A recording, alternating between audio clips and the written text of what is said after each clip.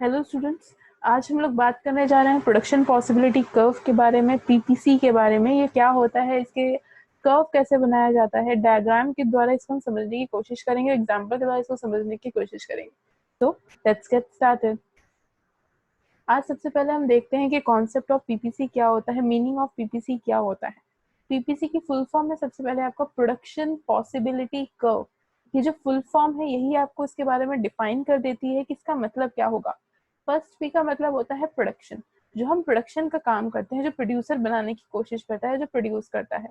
Possibility का मतलब होता है चांसेस, एंड सी मतलब कर्व, जब इस पूरे पॉसिबिलिटी को मतलब प्रोडक्शन की जो पॉसिबिलिटी हो रही है, जब हम इसे बाय डायग्राम शो करने की कोशिश करते हैं, बाय कर्व शो करने की कोशिश करते हैं, तो ये आपका पीपीसी कर्व बनता है। अब देखते हैं कि इस कर्व के अंदर क्या बात बताई जाती है, इसका मेन कॉन्सेप्ट या मीनिंग क्या होता है। PPC is a curve showing alternative production possibility of two goods with a given resources and techniques of production। मतलब कि जो आपकी कंपनी के पास रिसोर्सेस अवेलेबल होते हैं, उसी अवेलेबल रिसोर्सेस की, उसी अवेलेबल टेक्नोलॉजी का यूज करके जब आप दो सामान का प्रोडक्शन करते हैं या दो से ज्यादा, एक से ज्यादा प्रोडक्शन का काम करते हैं, तो वो आपका प्रोडक्शन पॉसिबिलिटी कहलाता है। इसको समझने के लिए सबसे बेस्ट एग्जांपल हम अमूल कंपनी का लेंगे। इसके अंदर क्या होता है, अमूल कंपनी मेनली डील किस में करती है, मिल्क में डील करती है, लेकिन उसके साथ साथ वो और ज्यादा भी प्रोडक्शन करती है, जैसे कि आपका दही बनाना है, बटर का प्रोडक्शन हो गया, चीज का प्रोडक्शन हो गया, ऐसे ही बहुत सारे प्रोडक्शन, आइसक्रीम वगैरह, इन सब का प्रोडक्शन करती है। मतलब कि उसके पास अवेलेबल रिसोर्सेज उतने ही हैं, जितने रिसोर्सेज उसके पास पहले अवेलेबल थे अभी भी उतने ही अवेलेबल है, बट उसने क्या किया है, उससे बाय प्रोडक्ट बनाने की शुरुआत की है, उससे और ज्यादा प्रोडक्शन, और ज्यादा गुड्स की प्रोडक्शन शुरू कर दी है।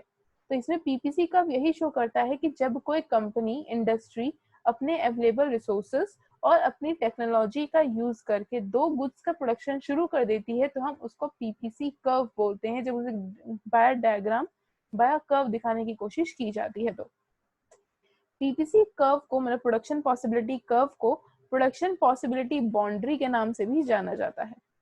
PPC curve shows different combination of two goods, दो गुड्स का डिफरेंट कॉम्बिनेशन शो करा जाता है, which can be produced with the given resources on the assumptions that कुछ जो रिसोर्सेज आपके पहले से दिए गए हैं, जो आपको टेक्नोलॉजी दी गई है, जो आपको रिसोर्सेज पहले से अवेलेबल है, उसी का यूज करने के बाद जब आप दो गुड्स का प्रोडक्शन करते हो, इसी के कॉम्बिनेशन को पीपीसी कर्व में शो किया जाता है। अब देखिए, जो आपका मेन प्रोडक्ट होगा, हमेशा कंपनी उसका ज्यादा से ज्यादा प्रोडक्शन करने की कोशिश करेगी, लेकिन जो उसके बाय प्रोडक्ट्स होते हैं, उनका प्रोडक्शन का जो रेंज होता है वो कम होता है। उसी के साथ साथ कंपनी जिस प्रोडक्ट में सबसे ज्यादा स्पेशलाइज्ड है, हमेशा उस प्रोडक्ट की प्रोडक्शन सबसे ज्यादा करती है एज कम्पेयर टू जिसे वो इतनी कुछ खास स्पेशलाइज्ड नहीं होती। उसी के साथ साथ एक चीज ये भी देखी जाती है, अगर कंपनी अपने किसी एक प्रोडक्ट की प्रोडक्शन को इंक्रीज करती है, फॉर एग्जाम्पल अभी हमारी company 10 units of milk produce कर रही थी और 5 यूनिट्स ऑफ बटर प्रोड्यूस कर रही थी। अगर मैं अपने मिल्क की प्रोडक्शन को इंक्रीज करते हुए 10 से 50 की तरफ जाती हूँ या 10 से 20 की तरफ जाती हूँ, तो कहीं ना कहीं होने वाली बटर की प्रोडक्शन पे इफेक्ट पड़ेगा। जो अभी तक हम 5 यूनिट ऑफ बटर प्रोड्यूस करते थे, अब हम 2 या 3 यूनिट्स ऑफ बटर की प्रोडक्शन करेंगे। मतलब कि एक यूनिट के इंक्रीज होने पे, एक प्रोडक्ट की प्रोडक्शन के इंक्रीज होने से इसका इफेक्ट हमेशा दूसरे पे देखा जाता है। तो यही जो कॉम्बिनेशन क्रिएट किया जाता है, इसी कॉम्बिनेशन को हम बाय कर्व शो करते हैं, जिसे हम पीपीसी कर्व कहते हैं। एक एग्जांपल से समझते हैं। एक कंपनी है जो कि दो गुड्स में डील करती है, पहला है आपका वीट और दूसरा है आपका राइस। इसी के साथ साथ अलग अलग कंज्यूमर के बेसिस पे, अलग अलग प्रोड्यूसर के बेसिस से देखा गया है कि वो कितना प्रोडक्शन करता है, मतलब कि point A B C D और ई के बेसिस पे निकाला गया। पहले कंपनी जब वीट की प्रोडक्शन 100% करती थी, तो राइस 0% प्रोड्यूस हो रहा था। मतलब कि अगर वो एक कंपनी पूरी तरीके से वीट प्रोड्यूस कर रही थी, तो वहां पे राइस का प्रोडक्शन 0 था। अगर 100% वो अपनी पूरी कैपेसिटी सिर्फ वीट को दे रही है, तो 0% किसको देगी, ऑफकोर्स राइस को देगी। वहीं क्या हुआ, अब उस कंपनी ने सोचा कि क्यों ना हम अपनी राइस की प्रोडक्शन को इंक्रीज करते, प्रोडक्शन करना शुरू करते राइस की, वीट तो हम बना ही रहे हैं, साथ ही साथ अब हम राइस भी बनाएंगे। तो क्या हुआ, सेकेंड टाइम पे मतलब कि पॉइंट बी पे उसने क्या किया, वीट की प्रोडक्शन जो कि पहले 100% हुआ करती थी, उसको 90% कर दिया। मतलब कि वीट की प्रोडक्शन को क्या किया गया है, यहाँ पे डाउन किया गया है, कम किया गया है। उसी का रिजल्ट आपको राइस में दिखेगा। पहले 0 प्रोडक्शन होती थी, अब प्रोडक्शन कितनी होने लगी, 10% प्रोडक्शन होने लगी। उसी के साथ साथ अगर पॉइंट सी की बात की जाए, थर्ड कंडीशन पे आते हुए, थर्ड कॉम्बिनेशन की बात की जाए, तो अब क्या किया गया, वीट की प्रोडक्शन को 90 से भी गिरा दिया गया, उसको 70% पे लेकर आ गए। तो वहीं जहाँ पे एक तरफ वीट की प्रोडक्शन डिक्रीज हो रही थी, राइस की प्रोडक्शन क्या होने लगी, चावल की प्रोडक्शन क्या होने लगी, बढ़ने लगी 10 से 20।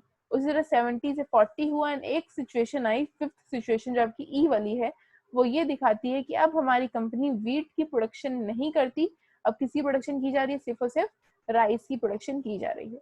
जब इसी पूरे शेड्यूल को, इसी मतलब पूरे डायग्राम, इसी पूरे टेबल को जब हम कर्व में शो करते हैं, तो वो कर्व बन जाता है आपका प्रोडक्शन पॉसिबिलिटी कर्व।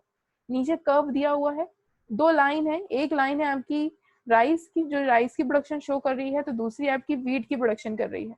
मैंने अलग अलग कॉम्बिनेशन को अलग अलग कलर से दिखाया है। एक आपका ब्लू कलर से चल रहा, डार्क ब्लू कलर, ए को डिनोट करता है ग्रीन कलर, बी को कॉम्बिनेशन बी, पिंक कलर से आपका सी कॉम्बिनेशन दिख रहा है, लाइट ब्लू कलर से डी, एंड ई आपका ऑरेंज कॉम्बिनेशन शो कर रहा है। इसी के साथ साथ यहाँ देखिए, जहाँ पे ब्लू की बात की गई, ये दिखा रहा है कि वीट का प्रोडक्शन 100 है, वहीं राइस का प्रोडक्शन आपका 0 है।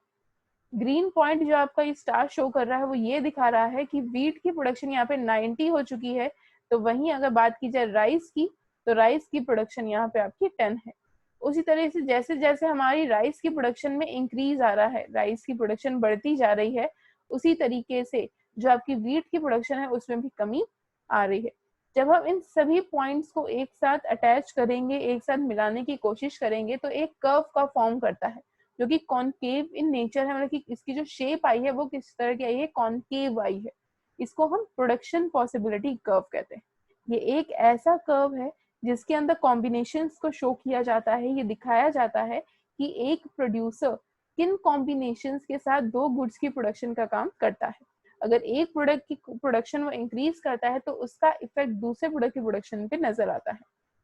इसी कर्व को हम प्रोडक्शन पॉसिबिलिटी कर्व कहते हैं। याद रखने वाली चीज ये है कि प्रोडक्शन पॉसिबिलिटी कर्व की जब बात की जाएगी, तो इसमें जो थिंकिंग रखनी है वो एज अ प्रोड्यूसर रखनी है। हमें ये मान के चलना है कि एक कंपनी कितने कॉम्बिनेशंस में प्रोड्यूस कर सकती है, मतलब ये पूरी थिंकिंग पूरी तरह से बेस्ड होती है आपके प्रोडक्शन के प्रोड्यूसर के ऊपर, कि वो किस तरीके से अपनी थिंकिंग को, अपने कॉम्बिनेशन को क्रिएट करता है। इसी के साथ अब आगे देखते हैं प्रॉपर्टीज क्या होती है। जो ये कर्व बनाया गया, इसके क्या क्या प्रॉपर्टीज, इसके फीचर या इसकी कैरेक्टरिस्टिक्स क्या हैं। तो बेसिकली इसकी 3 बेसिक प्रॉपर्टी हैं, 3 बेसिक प्रॉपर्टीज की बात की गई है। पहला है पीपीसी कर्व हमेशा डाउनफॉल होता है, हमेशा डाउनवर्ड स्लोपिंग होता है, हमेशा नीचे को गिरता हुआ बनाया जाता है, क्योंकि कॉम्बिनेशंस क्या है, हमेशा इनवर्स है, एक बढ़ रहा है दूसरा कम हो रहा है, जिसकी वजह से इसके जो क्रिएशन होगी, जो कर्व क्रिएट किया जाएगा, वो डाउनफॉल की तरफ रहेगा, डाउनवर्ड स्लोपिंग रहता है। सेकंड पॉइंट आपसे कहता है कि पीपीसी जो कर्व है वो कॉनकेव इन नेचर का होता है। देखिए, जो कर्व की शेप है वो 2 तरह से होती है, या तो वो कॉनकेव होगी या कॉन्वेक्स होगी। ये जो शेप है आपकी कॉनकेव शेप है।